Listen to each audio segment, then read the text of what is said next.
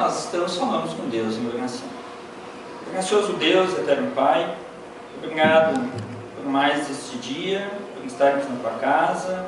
Permita que possamos ouvir, refletir na Tua palavra e colocá-la em prática no nosso dia a dia. Em Teu nome, Jesus, te pedimos e agradecemos. Amém. Dizem que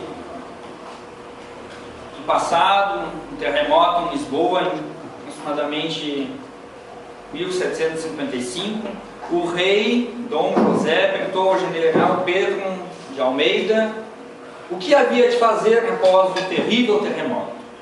Ele respondeu ao rei: sepultar os mortos, cuidar dos vivos e fechar os portos. Sepultar os mortos, cuidar dos vivos e fechar os portos.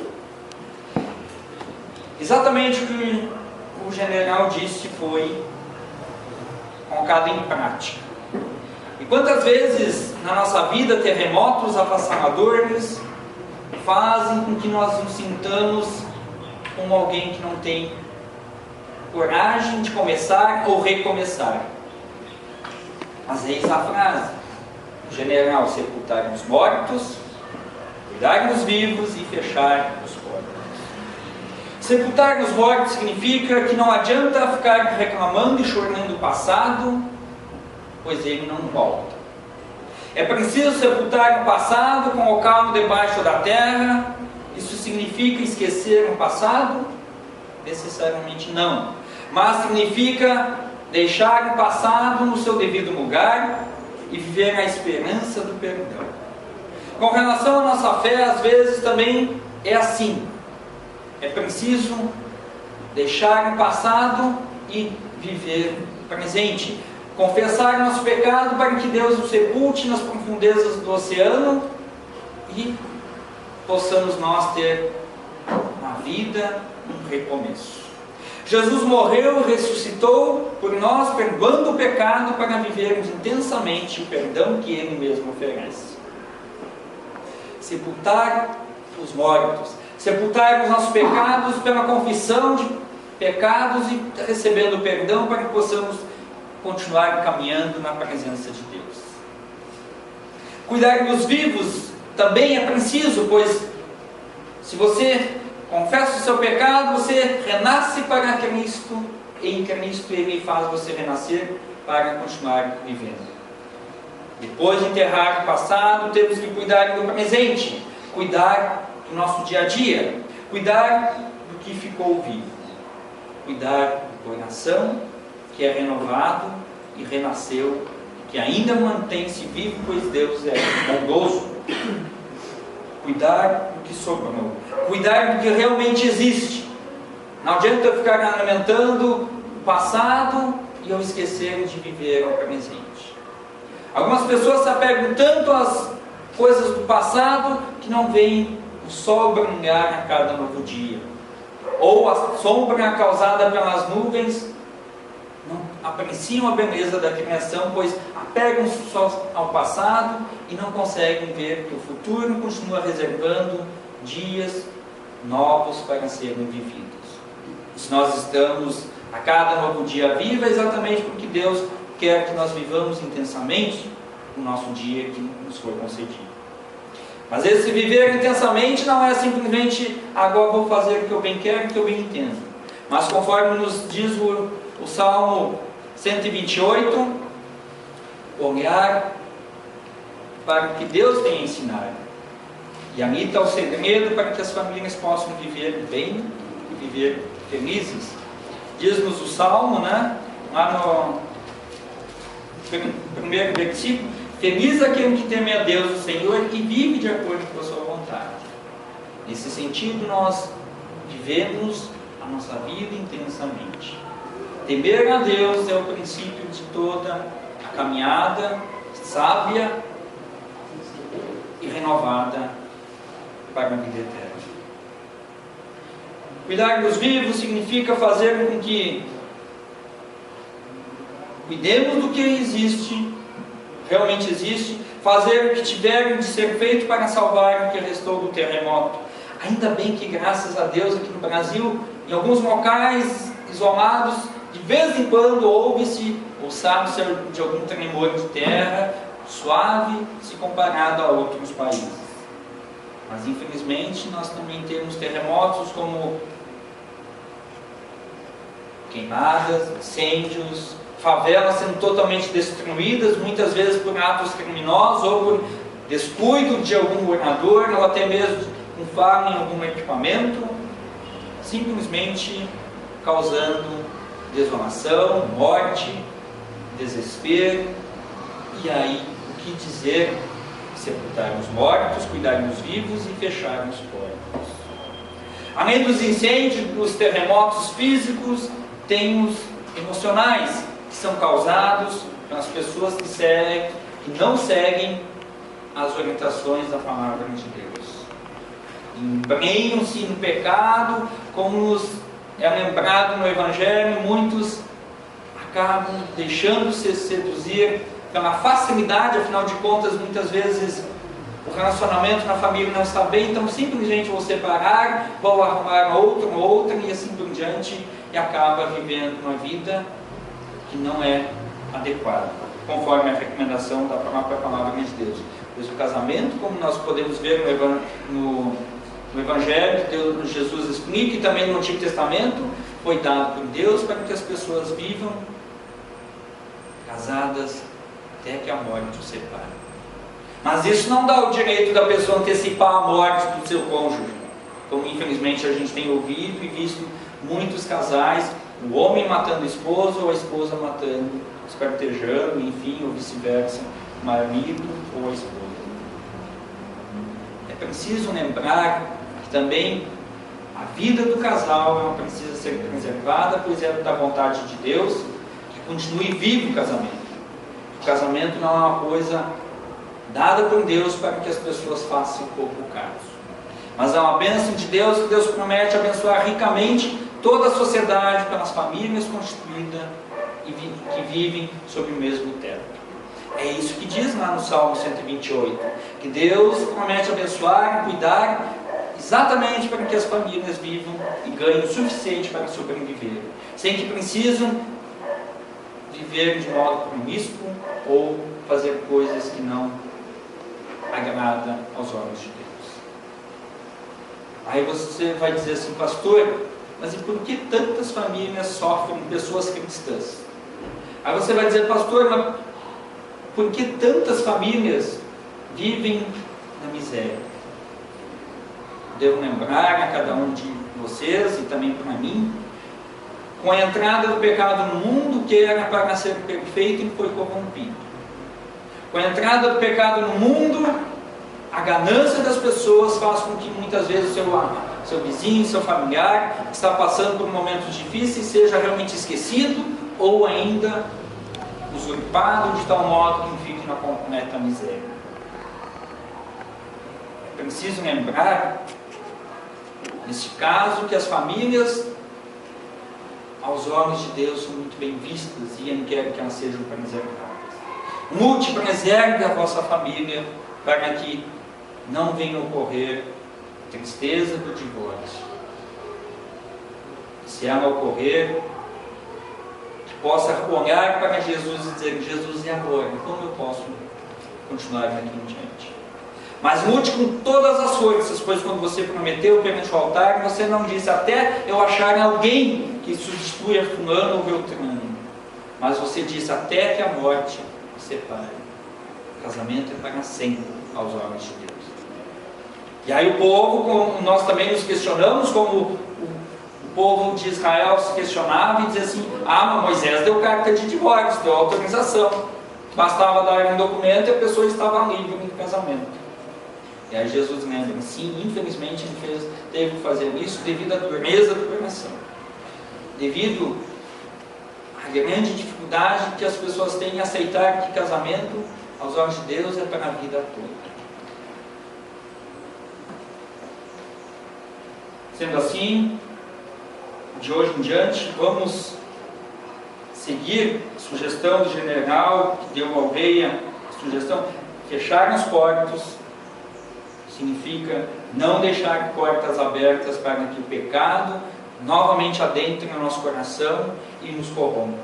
Seja na família, seja no trabalho, seja na escola, a tentação de colar, de tirar vantagem do comércio, fechar os portos, fechar as portas, para que o pecado não entre no nosso coração e pela mente nós não o executamos.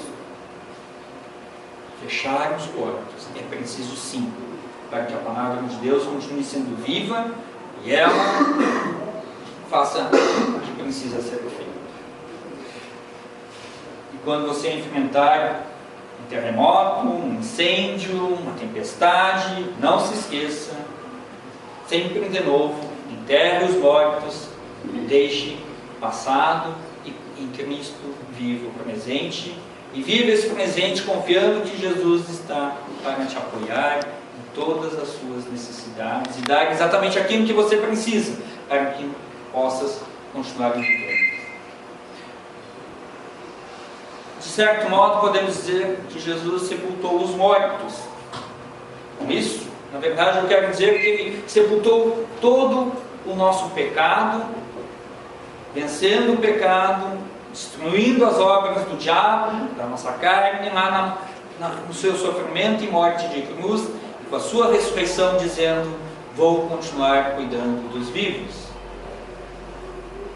Enquanto eu estou cuidando dos vivos, eu quero continuar fechando as portas do coração para o que não presta, para que vocês então vivam essa nova certeza que pelo batismo cada um de vocês tem, que é a vida plena na presença de Cristo. Diz-nos o texto de Romanos 5, versículo 8 e 10, mas Deus nos mostrou o quanto nos ama. Cristo morreu por nós, quando ainda vivíamos no pecado, e agora que fomos aceitos por Deus por meio da morte de Cristo na cruz, é mais certo ainda que ficaremos livres por meio dele do castigo de Deus. Nós éramos inimigos de Deus, mas Ele nos tornou seus amigos por meio da morte do seu Filho. E agora que somos amigos de Deus, é mais certo ainda que seremos salvos pela vida de Cristo. E ainda nos diz mais o texto de Colossenses, capítulo 2, versículos 13 ao 14. Antigamente vocês estavam espiritualmente mortos por causa dos seus pecados, mas agora Deus os ressuscitou junto com Cristo.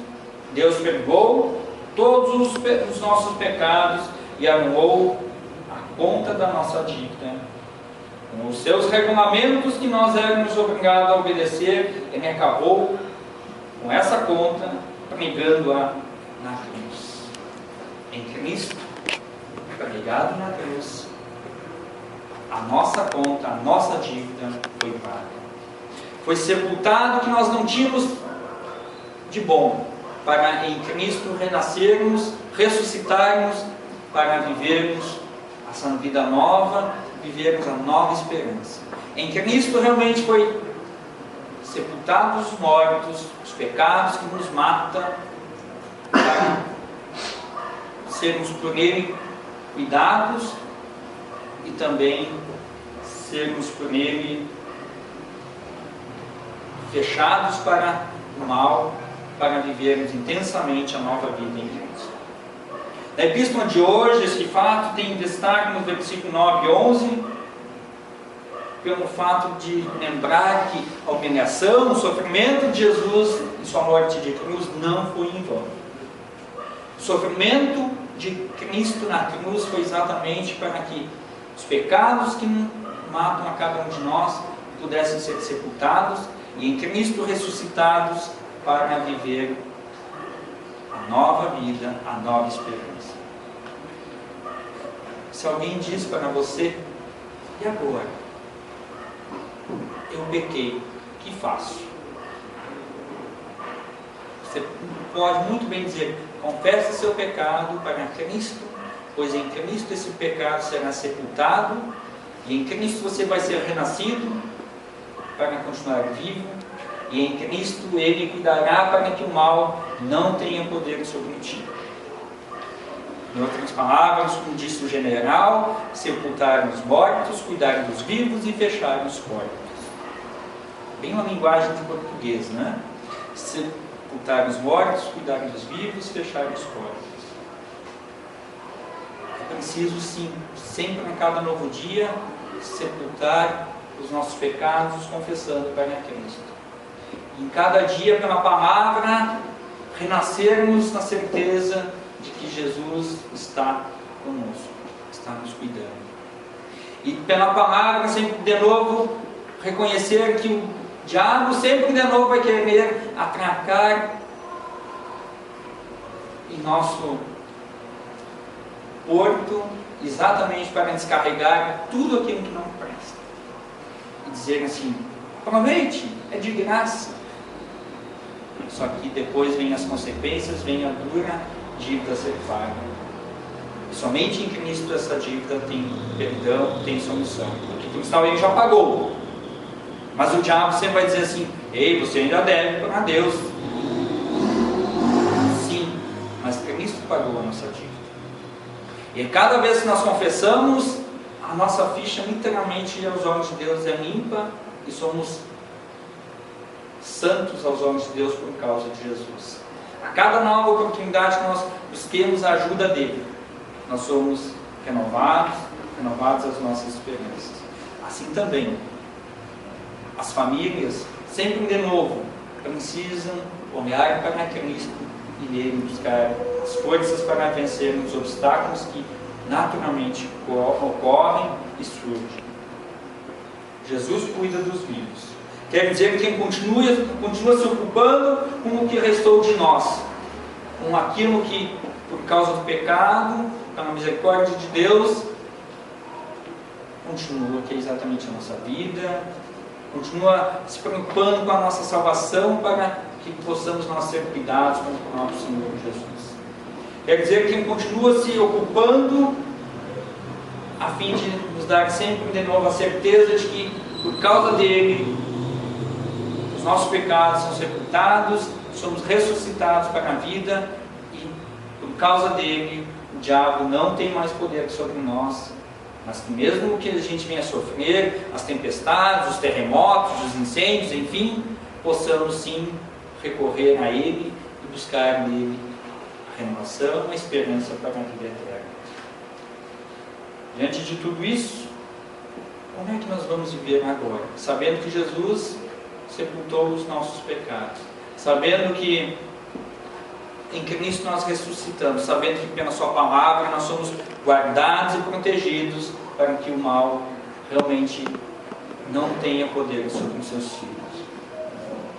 O autor da epístola dá uma importantíssima dica logo no começo: abandonar tudo que não presta e viver aquilo que o próprio Senhor Jesus nos deu, que é a vida renovada, uma vida dada pelo próprio Deus, que em amor a cada um de nós nos renova as esperanças e a certeza de que não estamos sozinhos, nem mesmo um dia sequer estamos abandonados. Queridos irmãos em Cristo, talvez nós não consigamos, nos terremotos, as tempestades, ver a cada novo dia a misericórdia de Deus. Mas lembrem-se que nele a sua vida não é fácil. Em Cristo você tem realmente a certeza de que está o seu barco ancorado num porto seguro, que é a salvação eterna. Amém.